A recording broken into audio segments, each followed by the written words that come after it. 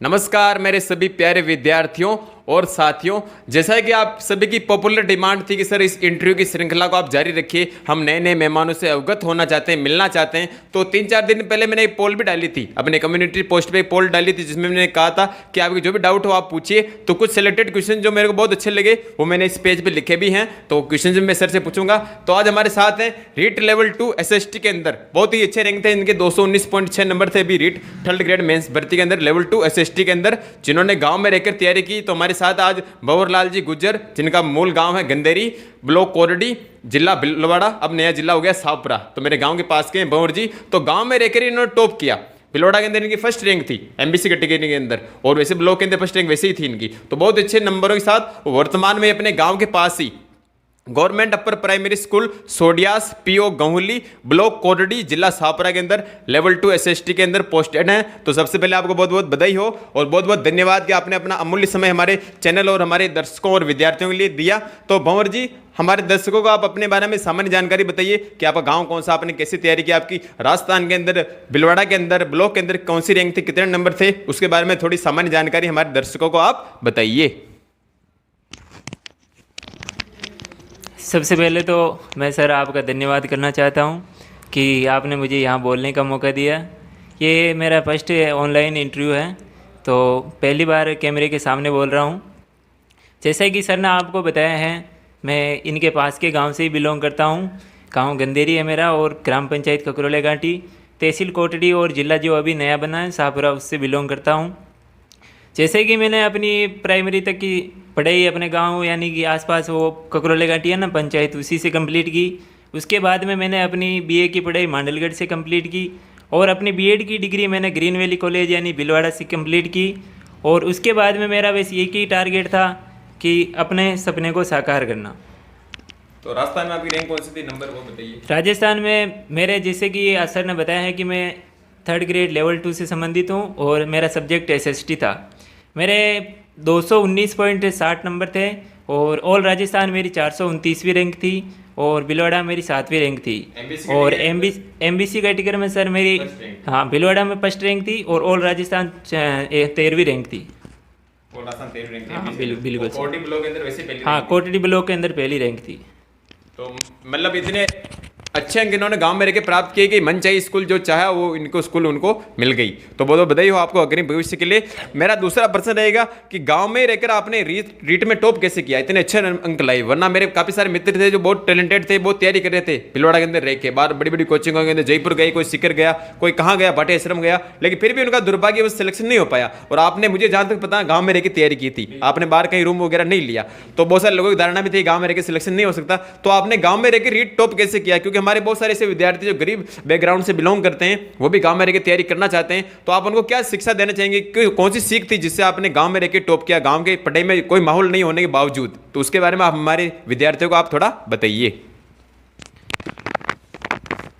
Sir, जैसा कि आप बोल रहे हो कि ये लोगों की हमारे गांव में एक धारणा बन चुकी है कि बिना कोचिंग और बिना रूम लिए यानी कि बाहर निकले बिना गवर्नमेंट जॉब पॉसिबल ही नहीं है।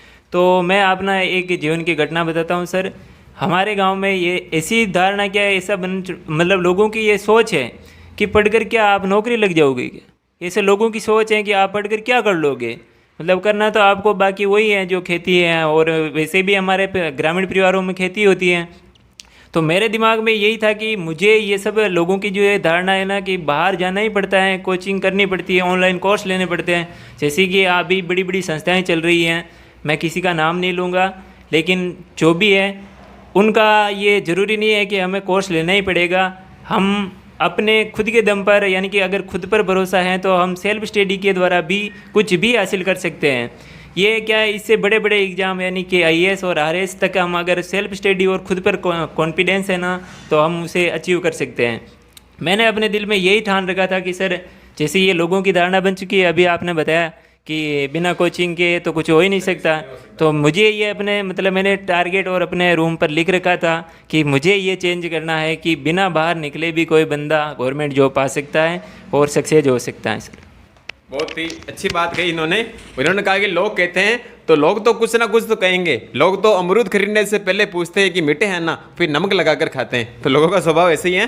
तो तीसरा मेरा प्रश्न रहेगा कि आपकी रणनीति, आपने कहा कमरे के अंदर आपने लिख रखा था, तो आपकी रणनीति क्या रही है? आपने कैसे उस माहौल को बनाया, अपने कमरे में क्रिएट किया? और बुक्स, सर्वाधिक प्रश्न मेरे यही आता है, मैंने बहुत बार बता रखा है। तो हमारे साथ आज सर बैठे हुए हैं, तो लेवल टी एसएसटी के अंदर आपने कौन सी बुक्स पढ़ी जो स्पेशल आपने पढ़ी हो, जिसका आपके सिलेक्शन में बहुत बड़ा योगदान रहा हो? उस बुक्स का आप नाम यहाँ जरूर मेंशन कीजिए, क्योंकि हमारे विद्यार्थी भी उससे लाभान्वित अगली बार अगली भर्ती के अंदर हो सके। तो बुक्स और रणनीति के बारे में आप हमें बताइए। जैसा कि सर आप बोल रहे हो कि आपकी मतलब रणनीति क्या थी, तो मैं बताना चाहता हूँ अपने दर्शकों को कि अक्टूबर 2022 में मेरे 24 अक्टूबर को मेरा बीएड का लास्ट एग्ज़ाम था। उसके बाद में सबसे पहले हमारे 5 फरवरी एग्ज़ाम डेट फिक्स हो चुकी थी, तो मेरे पास मोटे मोटे 3 महीने थे। मैंने 31 अक्टूबर को अपना मतलब जो भी स्टडी टाइम टेबल था वो सेट किया था कि मुझे अपने 3 महीने यानी कि 90 डेज, मेरे सोशल मीडिया अकाउंट में सारों में वही लिख रखा है मैंने, मिशन 90। वो मैंने 31 अक्टूबर को सेट किया था कि मुझे आज जो दिन यानी कि 1 नवंबर को जो करना है वो अगले 90 दिन तक वही करना है लगातार। अगर मैंने खुद से ये सोचा है कि अगर मैं ये कर पाया तो मुझे खुद पर भरोसा था कि मैं अगली जो ये आएगा इसका रिजल्ट उसमें मेरा नाम बिल्कुल होगा, 100% होगा, ये मुझे भरोसा था। पर बस मुझे करना वही था कि जो काम मैंने 1 नवंबर को किया वही काम मुझे आखिरी एग्ज़ाम डेट तक करना था, और मैंने वैसे ही किया। जैसे सर आप बोल रहे हो कि आपकी बुक और क्या थी, तो रणनीति तो मैंने बता ही दी कि मेरे पास वो 90 दिन का टाइम था, तो वो किया। एक एक सब्जेक्ट करके बुक्स बताइए आप। बिल्कुल सर। तो सबसे पहले मैंने अपने नवंबर में स्टार्ट किया। सबसे पहले मुझे जो ये बोलते हैं ना कि एनसीईआरटी बहुत ज़रूरी है सर, तो सबसे पहले तो मैंने 6 to 12 एनसीईआरटी कंप्लीट की। हाँ, 6ठी से 12वीं तक की एनसीईआरटी कंप्लीट की, उनके नोट्स बनाए। उसके बाद में मैंने पुरानी वाली बुक जो वो चलती थी ना, वो 9th से 12th तक वो भी कंप्लीट की सर। हाँ, और उसके बाद में मैंने सर हर सब्जेक्ट की जो अपनी सिक्वाल की आती है ना छोटी छोटी बुकें, जैसे कि पॉलिटी की हुई, हिस्ट्री की हुई, उनकी सर सबकी अलग अलग तैयारी की। हाँ बिल्कुल। और राजस्थान जीके के लिए मैंने वो पेनोरमा वाली है ना, आर्ट कल्चर, हाँ स्पेशल वही अलग बुक थी। बाकी सारी मेरे पास सिखवाल की बुक हैं, छोटी छोटी हर सब्जेक्ट की अलग अलग बुक थी, और उसी से मैंने किया। मेरे पास वैसे वो बुकें पहले से ही मौजूद थी, लेकिन मैंने सिर्फ उनसे अपने सिलेबस को अपने सामने रखा, और उनमें कौन से टॉपिक थे जो उसमें थे उनको मैंने पढ़ा, और जो टॉपिक उसमें नहीं था उसका मैंने बाहर से इंतजाम किया।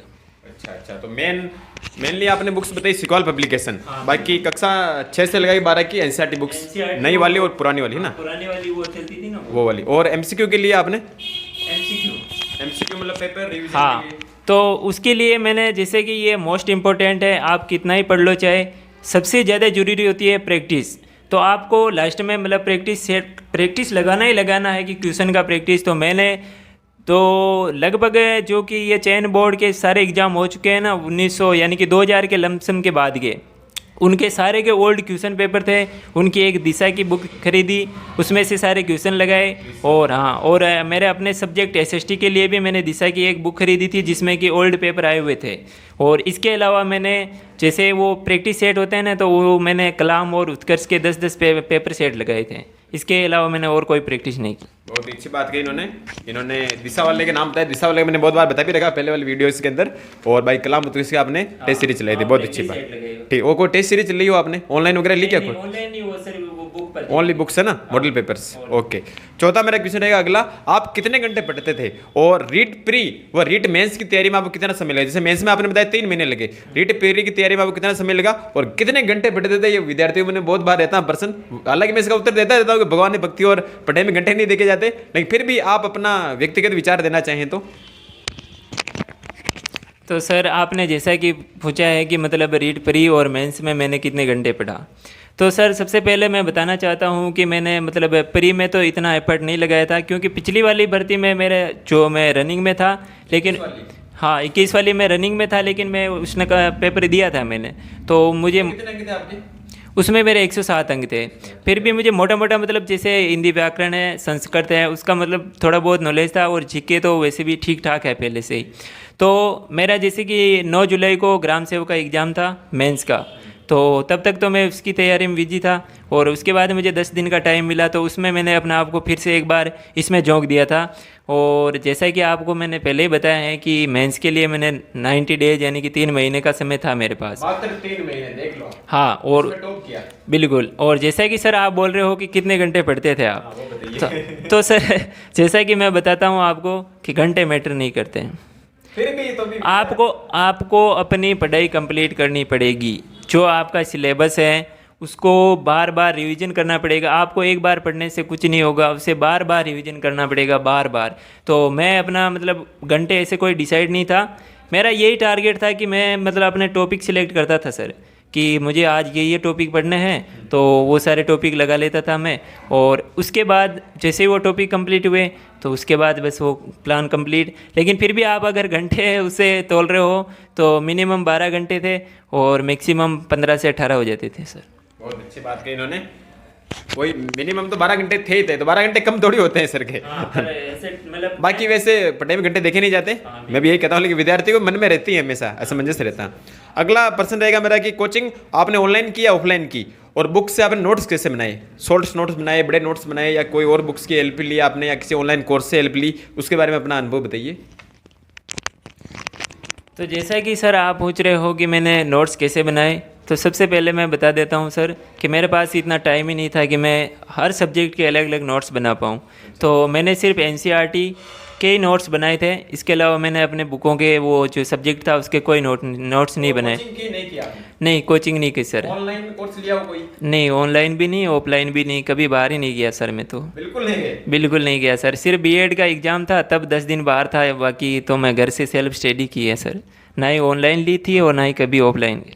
बहुत ही अच्छी बात कही सर ने कि इन्होंने ना तो कोई ऑनलाइन कोर्स लिया, ना ही कोई ऑफलाइन कोर्स लिया। इसे बोलते हैं गुदड़ी का लाल, मतलब कीचड़ के अंदर कमल खिला दिया इन्होंने, कमल खिला दिया। क्योंकि ना तो कोई ऑनलाइन कोर्स, ना कोई ऑफलाइन कोर्स, ना कोई कोचिंग, गांव के अंदर कमरे के अंदर रहकर ना कोई माहौल वहाँ के अंदर इन्होंने टॉप किया। तो अगर ये कर सकते तो आप भी कर सकते हो, लेकिन ऐसे प्रतिभाशाली बहुत कम मिलते हैं। ये इनकी प्रतिभा, इनका टैलेंट है, इसमें टैलेंट का बहुत बड़ा योगदान है इनका, इनकी मेहनत है। अगला मेरा प्रश्न रहेगा कि जैसे आप पढ़ लिया आपने टॉपिक, 3 महीने आप रणनीति थी, तो कितने घंटे या कितने दिनों के बाद आप रिवीजन करते थे टॉपिक को? जैसे आपने पढ़ा मुगल काल, 5 दिन, 10 दिन, 15 दिन, 1 महीने बाद रिवीजन का क्या प्रोसेस रहता था आपका? क्योंकि कम समय में आपने 13वीं की 3 महीने में टॉप भी किया, तो रिवीजन का आपका क्या प्रोग्राम था, कैसे आपने उसको मैनेज किया, उसके बारे में थोड़ा बताइए। जैसा कि सर आप बोल रहे हो कि रिवीजन का कैसा क्या था आपका, तो जैसे कि अभी लोगों की धारणा बन चुकी है, और बड़े बड़े कोचिंग वाले भी बताते हैं कि आप कोई भी टॉपिक पढ़ते हो तो उसे सप्ताह में एक बार तो कम से कम रिवीजन करो। लेकिन मेरे पास इतना टाइम नहीं था कि मैं हर सप्ताह मतलब सप्ताह वाइज अपने टॉपिक रिवीजन कर पाऊँ। तो मुझे अपने मतलब रिवीजन में मतलब पूरा एक सब्जेक्ट रिवीजन करता था मैं सर। जैसे कि मैंने मतलब अलग अलग डिवाइड कर दिया, जैसे कि राजस्थान की ज्योग्राफी है तो वो ज्योग्राफी एक बार कंप्लीट की, तो फिर उसका बाद में वो मान लो कितने भी दिनों में वो कंप्लीट होती है, उसके बाद में उसका रिवीजन होगा। इसी प्रकार अगर एसएसटी की बात करें तो उसमें 4 सब्जेक्ट में डिवाइड था, हिस्ट्री थी, पॉलिटी थी, इकोनॉमी थी, और आपने ये जो भी थी ज्योग्राफी थी, वर्ल्ड ज्योग्राफी थी, तो उनका अलग अलग पार्ट वाइज डिवाइड कर दिया मैंने सर। जैसे हिस्ट्री पढ़ी, उसके बाद ज्योग्राफी पढ़ी, अब वापस हिस्ट्री का रिवीजन करना था। ऐसे मैंने मतलब उसके जो भी टॉपिक थे 10 थे 12 थे जो भी थे उनका पूरा एक साथ रिवीजन करता था सर, एक एक अलग अलग टॉपिक का रिवीजन नहीं किया मैंने। अच्छा, तो सर के कहने का मतलब है कि इन्होंने पूरी बुक्स का मतलब एक टॉपिक नहीं किया, पूरी मैटर का, जैसे हिस्ट्री पढ़ी, हिस्ट्री का रिवीजन किया, फिर पॉलिटिकल पे ज्योग्राफी, ऐसे आप बता रहे हो। ओके, बहुत अच्छी बात है। और पढ़ने का आपने कोई टाइम टेबल बनाया था कि इतने घंटे और ये पढ़नी है, इतने घंटे ये पढ़नी है? क्यों टाइम टेबल बहुत सारे पूछते हैं, वैसे मैं भी टाइम टेबल नॉर्मल नहीं बनाता हूँ, लेकिन आपने बनाया था क्या? सर जैसे टाइम टेबल तो वो हमारे वो मानसिकता में है सर, सेट है कि आज से टाइम टेबल बनाता हूँ, कल से पक्का इसी टाइम टेबल को फॉलो करूँगा। लेकिन जैसा अब दूसरों का मुझे नहीं पता सर, मैंने बहुत बार टाइम टेबल बनाया लेकिन आज दिन तक एक भी बार उसे फॉलो नहीं कर पाया मैं। मेरे साथ भी ऐसे होता है, मैं बहुत बार टाइम टेबल बनाता हूँ, फॉलो नहीं हो पाता। हाँ, वो टाइम टेबल हम क्यों नहीं हो पाता, वो इसलिए कारण नहीं हो पाता सर, हम उस टाइम जोश में इतना कुछ करते हैं और उसके बाद उतना नहीं कर पाते हैं सर, और वो फॉलो हमसे नहीं होता है। तो मैंने ऐसा कोई टाइम टेबल तो सेट नहीं किया था सर। बहुत अच्छी बात कही। और बाकी एक क्वेश्चन मेरे स्टूडेंट का आया था कि रीट मेंस एक बार हम क्रैक कर सकते हैं क्या सर? तो बिल्कुल इन्होंने किया, आपके सामने बैठे हुए हैं। और रीट की तैयारी में कितना समय लगा तो इन्होंने बता दिया, 3 महीने उसमें लगे थे, प्री वाले के बारे में इन्होंने बता दिया। कोचिंग का कोई योगदान नहीं था, कितने घंटे पढ़े थे बता दिया। रही बात आपके प्रेरणा स्रोत कौन थे, जिनको देख के आप प्रेरित हुए कि मैं भी नौकरी लग सकता हूँ। गाँव के अंदर ऐसा माहौल ना होने के बावजूद यूट्यूब पे ऑनलाइन ऑफलाइन किस गुरुजी आप प्रभावित थे आपके स्कूल लाइफ के अंदर, कॉलेज लाइफ के अंदर कि यार ये गुरुजी कर सकते हैं तो मैं भी कर सकता हूँ, एक दिन मैं भी इनके जैसे बनूंगा। जैसे मैं अपने गुरुजी सुभाष जी बहुत प्रभावित था, मेरे बहुत सारे गुरुजन रहे हुए हैं, वैसे कोई आपके कोई गुरुजन रहे हो, माता पिता का योगदान तो रहते ही हैं, इसके अलावा कोई ऐसे योगदान भी रहा हो तो उसके बारे में आप हमारे चैनल के माध्यम से आप बताना चाहिए, उनको धन्यवाद देना चाहिए तो बताइए। सर जैसा कि आप बता रहे हैं माता पिता का, तो वैसे उनका हम बोल ही नहीं सकते सर, हम शब्दों से उनका ये बखान नहीं कर सकते हैं कि उनका कितना योगदान था, जो है सब उनका ही है।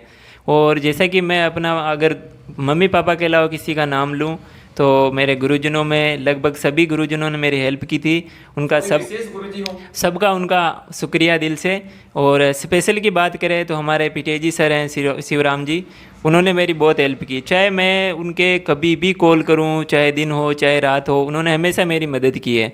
और मैं आज भी कभी भी मुझे अगर कभी अकेले में याद आती हैं तो उनका मैं बिल्कुल धन्यवाद करना चाहता हूं कि उन्होंने मुझे बहुत बहुत मतलब हेल्प की।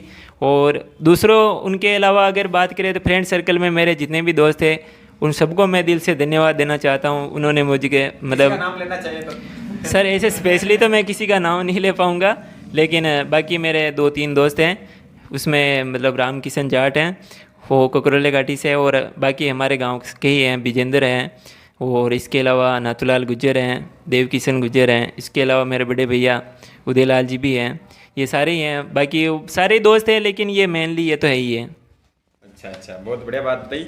और ऐसा कोई वाक्य, ऐसा कोई बात जो संघर्ष के दिनों में आपने देखी और सोचा गया ये भी इस तरह बुरा हो सकता है कि मेरे साथ, कोई सी बात जो आपके दिल पे लगी हो, कोई से आपको चीज़ याद आ रही हो, ऐसा कोई बात की यार ऐसा मेरे साथ हुआ था, ऐसा नहीं होना चाहिए था, अगर आप बताना चाहिए तो।